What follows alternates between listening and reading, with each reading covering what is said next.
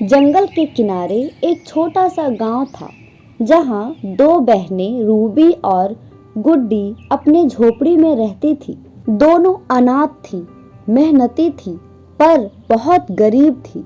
गुड्डी, हमारे पास खाने को कुछ नहीं है, चलो जंगल से लकड़ियां बटोरते हैं, शायद कुछ बेच सके। ठीक है दीदी, लेकिन अगर आज भी कुछ नहीं मिला तो हम क्या करेंगे?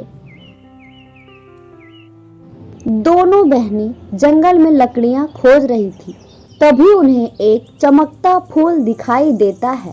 फूल से नीली रोशनी निकल रही थी और एक मीठी सी आवाज आ रही थी, जैसे कोई फुसफुसा रहा हो। दीदी, ये फूल बोल रहा है क्या? शायद ये जादुई फूल है, इसे मत छूना। लेकिन तभी गुड्डी फूल को छू लेती है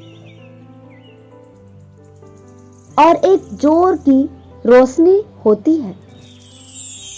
दोनों अपनी आंखें बंद कर लेती है और जब खोलती है तो खुद को एक अजीब सी दुनिया में पाती है जहां सब कुछ उल्टा पुल्टा था। हेलो बच्चों, स्वागत है तुम्हारा इस जादुई दुनिया में। यह जादुई दुनिया फूलपुर थी। यहाँ पेड़ चलते हैं, पत्थर हंसते हैं और तितलियां बात करती हैं। एक तितली बोलती है, तुमने जादुई फूल को छू लिया, अब तुम्हें 3 चुनौतियों को पूरा करना होगा, वरना यहीं रह जाओगी हमेशा के लिए।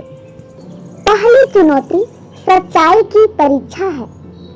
दोनों को एक बोलने वाला आईना दिया जाता है जो हर झूठ को पकड़ता है। क्या तुमने कभी चोरी की है? गुड्डी डरते हुए, हाँ, एक बार भूख लगी थी तो बगल वाले बाग से एक आम तोड़ा था। आईना मुस्कुराता हुआ कहता है, सच बोलने वाले को इनाम दूंगा। उसे एक चमचमाती बेल दी जाती है जो बाद में काम आएगी।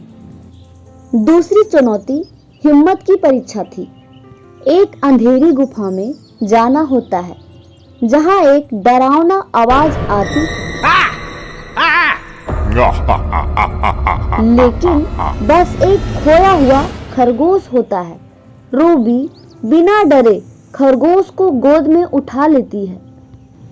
खरगोश बोलता है, तुमने हिम्मत दिखाई, ये जादुई पत्थर लो, इससे किसी भी दरवाजे को खोल सकते हो। अब बारी थी तीसरी चुनौती की, बलिदान की परीक्षा। एक सुंदर फल वाला पेड़ सामने आता है, पर तितली बताती है कि एक ही बहन को फल खाकर जाने की अनुमति मिलेगी।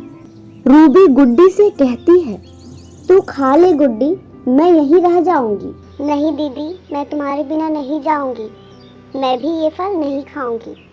दोनों गले लगती है और तभी एक तेज रोशनी होती है।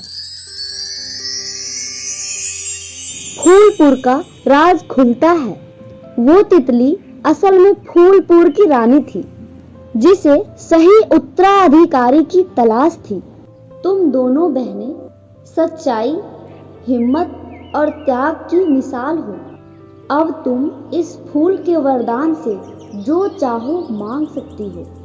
दोनों बहनें अपने गांव लौट आती हैं। अब उनके पास एक जादुई बगीचा होता है जिसमें खाने के लिए हमेशा फल, सब्जियां और खुशियां होती है।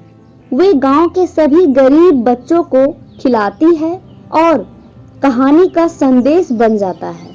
इस कहानी से हमें यह सीख मिलती है कि सच्चाई, हिम्मत और प्यार सबसे बड़ी जादुई शक्ति होती है। अगर आपको ये कहानी अच्छी लगी हो तो प्लीज लाइक करें और कमेंट करें और हमारे इस चैनल को सब्सक्राइब जरूर करें। धन्यवाद।